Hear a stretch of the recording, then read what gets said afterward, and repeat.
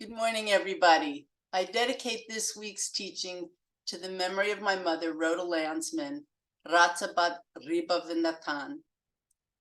The rabbi who led the funeral service referred to the first line of Parashat Vayeitzei in his eulogy for her. Rabbis have wondered why the Torah says, and he left Beersheba, referring to where Jacob departed from, rather than simply saying that he set off for Haran. Rashi says that when a tzaddik leaves a place, it loses part of its aura.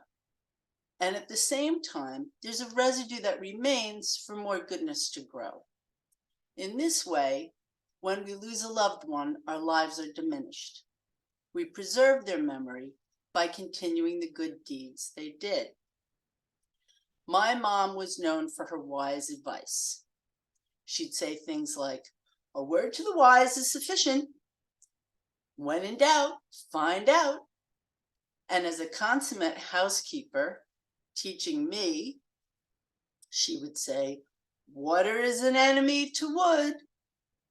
She was a thoughtful gift giver and a nurturing mother whose gentle touch brought me healing, literally. Although I'm sad for losing so many people I've cherished in my life, I've improved my character by taking on their stellar traits. It's interesting that Vayeitzei is bookended with stones that serve as important permanent markers, but with different purposes. So why stones?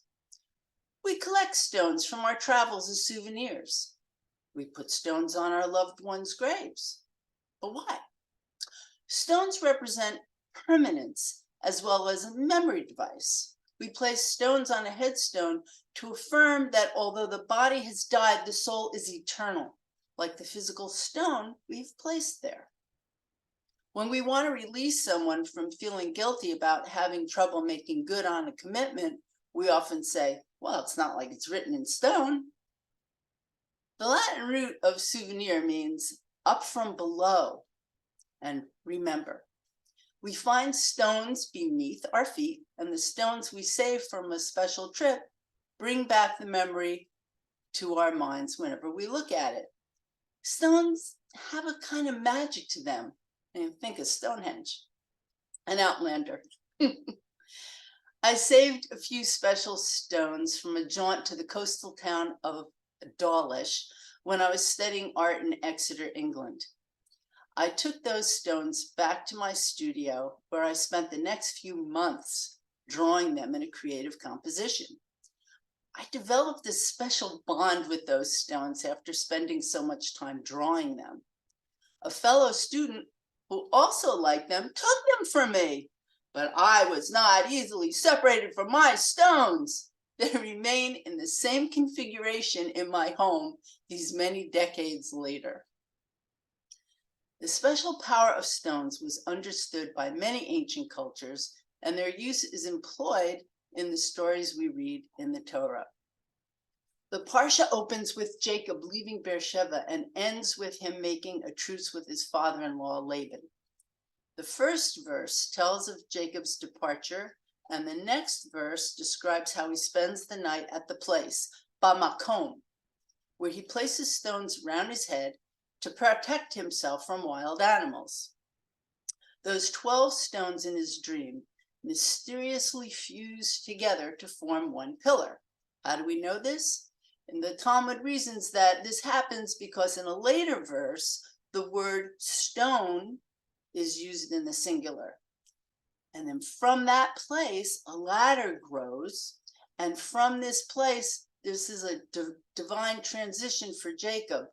Although he's running away in fear for his life, he eventually comes to experience divine protection from God. He learns he's never truly alone. God is always with him. And this is a special gift to the Jewish people that he has given, and it serves us throughout our history. And this holy place will later become the future temple.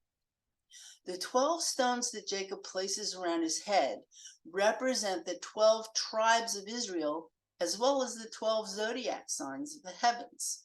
According to the Talmud, they form one pillar directing his gaze to the heavens. According to Talmud, no. Jacob anoints it in a ritual of sanctification because it is here that he experiences the transcendent aspect of God. He knows he's never truly alone, that the supernal source of protection is with him on all of his journeys. Whether awake or asleep, he is protected and receives inspiration. The next scene, featuring the stone, is that large, heavy stone covering the well.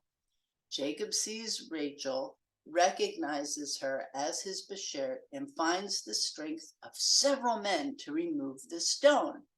As exciting a tale as this is, reflecting a great passion for a beautiful woman, we know there's a deep mystical message hidden in the imagery. The image of the well found in the field covered by a large stone surrounded by sheep offers many metaphors. The Sfat Emet says that the field is Shabbat, the well is our prayers, and the stone our sense of being overwhelmed with the stuff of life. This is why before we pray, we ask God to remove the rock from the well. God, open my lips so that my mouth can declare your praise. That's from Psalm 51, line 17. The stone, Vayeitzei, that's the verb. It's most often translated as, and he rolled the stone, but it can also be understood to mean revealed. When you have wrestled with your problems, you're freed up to reveal your special connection to the source, the water in the well. The Parsha ends with a third reference to stones regarding a major labor dispute between Jacob and Laban. After all the years of labor Jacob gave Laban, Laban continued to maintain control of his children and sheep. Fortunately, God visits Laban in a dream, which convinces him to stay true to his labor contract with Jacob. So I'm going to quote from the text. Laban said, "This pile is a witness between me and you today. It was therefore called Gal Ed. It's also known as Mizbah, watch, because he said, may God watch me and you when we are hidden from each other. If you neglect my daughters, or if you take wives in addition to my daughters when no one is with us, look, God is a witness between me and you."